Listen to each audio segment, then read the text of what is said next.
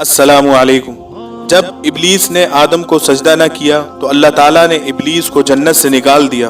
अब जन्नत से निकलने के बाद इब्लीस की बस यही सोच थी, वो ऐसा क्या करे जिससे वो आदम को रुसवा करे और अपना बदला ले।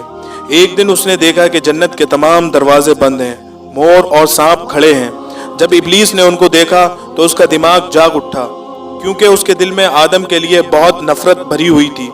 इब्लीस ने उनको देखा तो बहुत हमदर्दाना लहजे में कहा, बहुत जल्द तुमको भी जन्नत से निकाल दिया जाएगा और आदम को भी जन्नत से निकाल दिया जाएगा।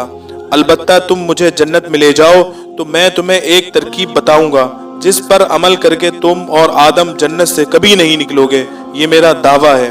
मोर ने इब्लीस की बात सुनी तो फिक्रमंद हो गया। थोड़ी देर सोचने के बाद कहने लगा, तुम्हारी बात तो मेरे दिल को लगी है, लेकिन मेरी समझ में नहीं आ रहा है कि मैं तुमको जन्नत के मुहाफिजों से बचाकर किस तरह जन्नत में दाखिल करूं। इब्लीस ने कहा, क्या तुम नहीं जानते कि मैं अपने आप को एक छोटे मोती में तब्दील कर सकता हूं? तुम मुझे अपने मुंह में छुपाकर जन्नत में दाखिल हो जाना। इस बात पर मोर ने इब्लीस को अपनी चोंच में रखा और जन्नत में दाखिल हो गया। इस तरह इब्लीस मोर की मदद से जन्नत में दाखिल हो गया। जब मोर इब्लीस को अपनी चोंच में लेकर अम्मा हव्वा के पास पहुंचा तो इब्लीस चोंच से निकलकर इंसान की शक्ल में आ गया। इंसान की शक्ल में आने के बाद इब्लीस ने अपने मक्र से अम्मा हव्वा को बहकाना शुरू कर दिया और कहने लगा, तुम्हारे रब ने तुमको इस दरख्त को खाने से क्यों रोक रखा है? अम्मा हव्वा ने कहा, यह दरख्त तो ममनू है, इसलिए हमको इसके पास जाने से मना किया गया है। इब्लीस ने कहा, अगर तुमने ये फल खा लिया तो तुमको जन्नत से कभी न निकाला जाएगा और तुम हमेशा हमेशा इसी जन्नत में रहोगे।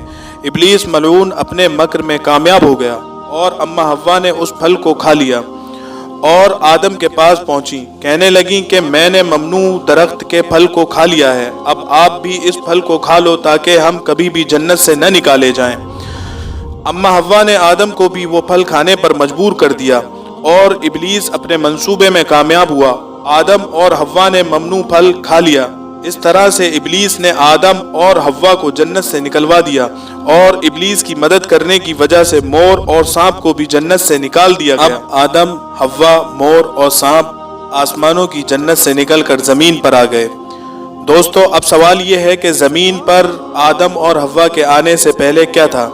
जन्नत किसके लिए बनाई गई थी और जमीन पर कौन सी मखलूक थी?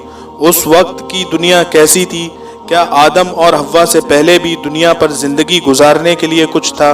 जमीन और आसमान को किस तरह बनाया गया और कितने दिनों में बनाया गया? इस हवाले से हम आपको पूरी तफसीलात बताएंगे।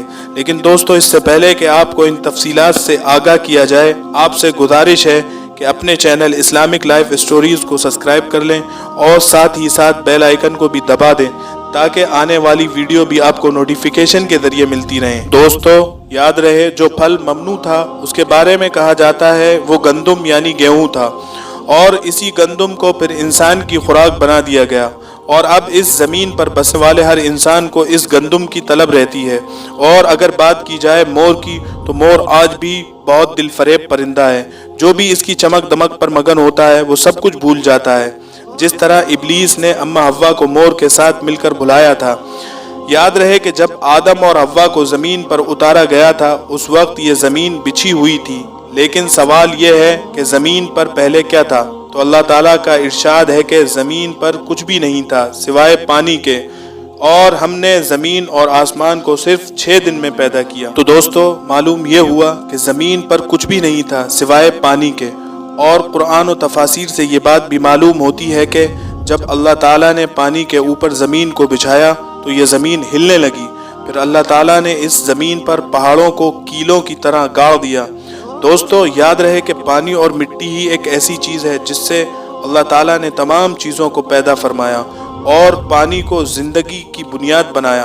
और कहते हैं कि आदम से पहले ये आसमान भी न थे, इन आसमानों की जगह सिर्फ धुआं ही धुआं था। तो अल्लाह ताला ने सिर्फ 2 दिन में 7 आसमान बनाए। जब अल्लाह ने आसमान बनाया तो अल्लाह ताला इरशाद फरमाता है कि हमने इन आसमानों में चरागों की तरह सितारे रोशन किए, यानी आसमान दुनिया पर अल्लाह ताला ने सितारे रोशन किए जो रात में चमकते हैं। याद रहे, अल्लाह ताला ने 4 दिन में दुनिया का सारा निज़ाम बनाया। ये जंगल, ये दरिया, ये पहाड़, ये मैदान, ये सहरा, ये समंदर, सब अल्लाह ताला ने सिर्फ 4 दिन में पैदा किया। اور پھر اللہ نے آسمانوں سے بارش برسائی اور اس پانی سے طرح طرح کے میوے پھل درخت اگائے۔ تو دوستو معلوم یہ ہوا کہ جب آدم نہ تھے تو دنیا تو تھی، لیکن یہ دنیا بالکل بنجر اور ویران تھی۔ جب اللہ تعالیٰ نے آدم اور حوا کو پیدا کیا تو پہلے تو ان کو جنت میں رکھا، پھر جب دنیا میں اتارا تو اللہ نے زمین کو پیدا کیا اپنی مرضی سے اور اپنے حکم سے، اور تمام وہ چیزیں پیدا فرمائی جن سے دنیا میں بسنے والے انسان فائدہ اٹھا سکیں، اور یہی اللہ کی منشا تھی۔ یہاں آپ کو یہ بات بتاتے چلیں کہ یمن سے کچھ لوگ اللہ کے رسول صلی اللہ علیہ وسلم کے پاس دین سیکھنے کے لیے آئے، تو انہوں نے یہ سوال کیا کہ یہ کائنات کیسے پیدا ہوئی؟ تو آپ صلی اللہ علیہ وسلم نے ارشاد فرمایا، جب یہ کائنات موجود نہ تھی تو اللہ کی ذات موجود تھی اور اللہ کا عرش پانی پر تھا، اور پھر اللہ تعالیٰ نے آسمانوں اور زمینوں کو پیدا فرمایا اور پھر لوح محفوظ میں ہر چیز لکھ دی۔ دوستو اللہ کی ذات موجود تھی، موجود ہے اور موجود رہے گی، اور تمام جہانوں کو پیدا کرنے والی ذات اللہ ہی کی ہے۔ یہ جنت، یہ دوزخ، یہ زمین، یہ آسمان، یہ سب پیدا کرنے والی ذات اللہ کی ہے۔ اللہ کی مخلوق کہاں کہاں ہے اور کیسی کیسی ہے یہ تو اللہ ہی جانتا ہے، اور اللہ تعالیٰ کی قدرت بھی وسیع ہے اور علم بھی وسیع ہے، اور انسان کی عقل بہت محدود ہے، اور انسان اتنا ہی جانتا ہے جتنا علم اللہ نے اس کو دیا ہے، اور اس سے زیادہ کچھ نہیں جانتا۔ اللہ بہتر علم رکھتا ہے اور حکمت والا ہے۔ دوستو یہ آج کی ہماری ویڈیو آپ کو کیسی لگی کمنٹ سیکشن میں ضرور بتائیں۔ اگر آپ چاہتے ہیں کہ ہم آپ کی مرضی کے کسی ٹاپک پر ویڈیو لے کر آئیں تو آپ ہمیں کمنٹ میں بتا سکتے ہیں۔